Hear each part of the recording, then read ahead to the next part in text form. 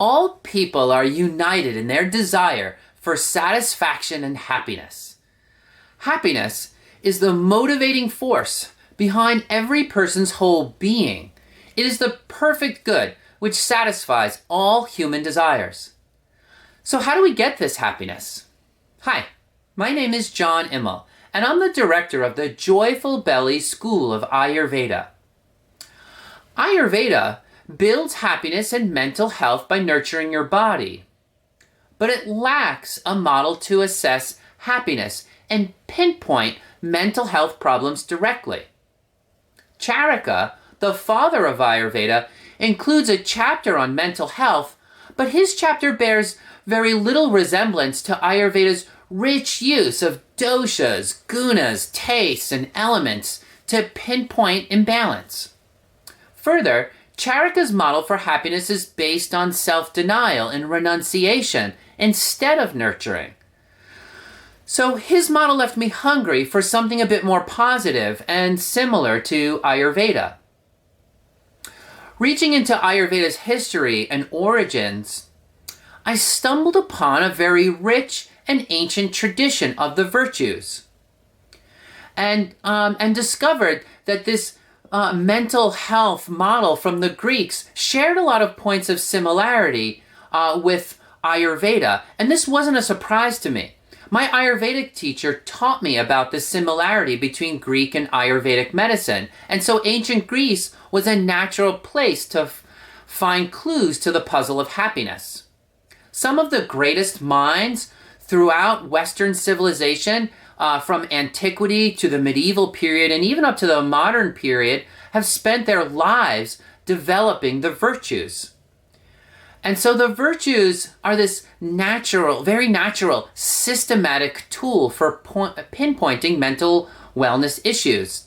And it was so popular and so heavily used for thousands of years. You might ask yourself the question, like, what happened to them? Why aren't they included in this modern psychology industry today? Well, the reason for that has to do with the origins of the modern psychology movement. When in the late 1800s, the modern psychology movement emerged as a sort of foil or an attempt to diversify mental health and wellness beyond the basic model of the virtues. And so the virtues were, in a way, have been overlooked in the last 100 years as modern psychology was developing this alternative technique. But the virtues remain this extremely fruitful model for helping people pinpoint character flaws and character strengths. And this model is so fruitful that Joyful Belly is now offering a certification course in virtue psychology alongside our Ayurvedic courses, which is fitting because of the similarity between the two models. So let's get into that a little bit more. What is happiness according to the Greeks? Well, according to the ancient Greeks, happiness comes from living according to design. The ancient Greeks acknowledged that the world was made in a certain way, and you can't fight that reality and expect to be happy. If you operate against truth, you fight an impossible battle, and that leads to hopelessness and confusion and really even a sense of despair. So to be happy, we need to know who we are and how to fit into the reality of the world around us. And so the study of the virtues is the study of those attitudes that will help you live in harmony with creation.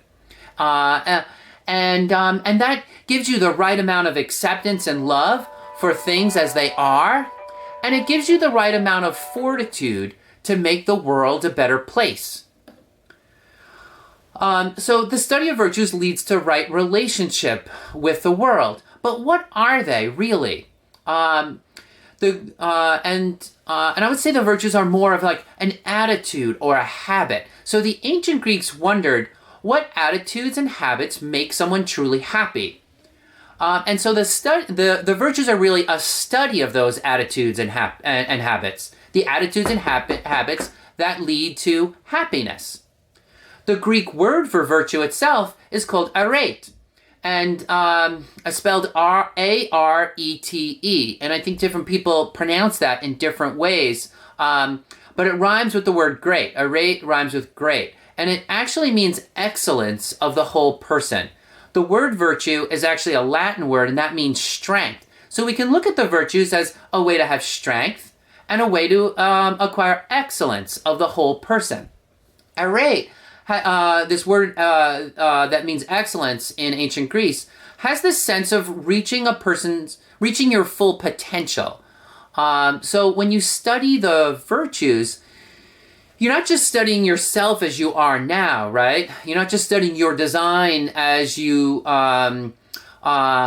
appears in the current moment, but you're studying who you're meant to be and how to develop that in the context of reality and the world around you, not just yourself in isolation, right? So the virtues are these habits and attitudes and temperament that aids fulfillment, satisfaction, and happiness. Growth in virtue has many benefits. One, it gives you a healthy perspective on reality. We've talked about that. 2, it helps diagnose character strengths and weaknesses. And 3, it pinpoints how to grow in excellence and wisdom. So, what can we say about these virtues? Is there a structure to them? How do we begin studying them? Well, the Greeks identified 4 cardinal virtues, or 4 main virtues. And a cardinal virtue just means a virtue that leads to having many other virtues, right? The virtues that you want to acquire are the ones that will make you virtuous in many different ways. And so there are 4 cardinal virtues. And these 4 categories of excellence aren't picked at random. In fact, they describe our basic relationship to events around us. And here's what they mean. The 4 cardinal virtues are prudence, justice, temperance, and fortitude. And so how do they describe our basic relationship to events? Let's talk about it. Prudence means knowing what is good for you.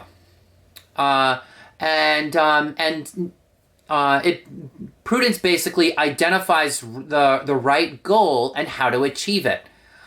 Prudence reveals the truth of things and the nature of things. Justice is about what you do with the truth. Once you recognize something is good for you, right? Once you recognize some goal as being good for you, justice is about doing it, right? Justice is about doing what you've learned through prudence. So justice includes right action. And in the modern sense of that word, justice is especially about giving a person what you owe them. Now, what about fortitude and temperance? So fortitude is the ability to do something that you really don't want to do, especially when it's hard or difficult. And temperance is the ability to not do something when you really, really want to do it. So if, temperance is not eating the whole chocolate cake when a single piece would be enough. So we can see how these categories are really simple and basic. Prudence is about knowing what's good for you. Justice is about doing what's good for you. Fortitude is doing it when it's hard. And temperance is not doing something that's bad for you when you really want to. So these 4 main categories of action and decision making contain many sub-virtues as well and lead to many virtues. And there is literally thousands of years of development into their structure to help you pinpoint character deficiencies and flaws that prevent you from reaching your full potential. These virtues are very basic, but they're profound, just like Ayurveda is basic and profound. Like Ayurveda, the virtues are a practical tool for everyday living. They're not this like mystical thing or esoteric thing. They're meant for everyone, and they were used by everyone. They were considered essential to the development of the person. Even 150 years ago, they were studied in most universities. So Like Ayurveda, the virtues are developed and cultivated through habit. You could say that Ayurveda is the study of habits that are healthy for the body, and virtue is the study of habits that are healthy for the mind. Both of these disciplines are a study of how habit influences nature. You see, everything we do doesn't just cause an effect on the world around us, but it affects who we are at the same time. And Ayurveda and the virtues are a study of how our habits change us. And so these words like dosha, guna, element, and taste, if you've studied Ayurveda, you're familiar with those terms. They describe different qualities of our nature. And the virtues describe different qualities of your mental nature instead of your bodily nature. And I've used this word guna a few times already. What are the gunas? Are they something difficult and mysterious, or are they something easy? They're something very easy. The 20 gunas are heavy, light, sharp, dull, hot, cold, oily, dry, slimy, rough, etc., etc. They're therapeutic qualities of the body. So like the cardinal virtues are prudence, justice, temperance, and fortitude. Those other 20 gunas I just mentioned are Ayurveda's simple way of approaching the body. So Ayurveda tries to balance those gunas, right? Trying to balance hot and cold. You don't want to be too hot. You don't want to be too cold. Similarly, the model of the virtues works by balancing a virtue. Consider the case of fortitude, right? Which is somewhat synonymous with courage. If you have too much courage, it's reckless daring. And you could do something that hurts yourself unnecessarily. If you lack courage, though, you'll be cowardly. And both of those, reckless daring or cowardly behavior, represent a mental imbalance that prevents you from reaching your full potential. And so, in the model of the virtues, we have to balance the virtue. Just like in the model of Ayurveda, we have to balance the guna or balance the dosha. If a virtue is in excess or deficiency, it's an imbalance. If a guna is in excess or deficiency, it's an imbalance. All right, so these two models are very similar. They have many analogs with one another. And so the study of the virtues is a real fitting complement to the study of Ayurveda, so that your body and your mind can be healthy. If you want to have a good life, right, you have to seek out a path to get there. You have to ask yourself, what kinds of happy choices will put me on this path to the perfect good? And to help you answer that question and pinpoint the answer for your unique mind, Joyful Belly is offering a course in virtue psychology, and that starts in January. And in that course, we'll go over this model in all of its richness and present very practical, thought-provoking insights to help you understand how the study and use of the virtues can make you a more effective, happier, better person. Ayurveda is the art of living. It describes the lifestyle, diet, and herbs that are good for life in the body. The study of the virtues are the study of what is good for life in the mind. Together, Ayurveda and the virtues will keep you happy, healthy, and well.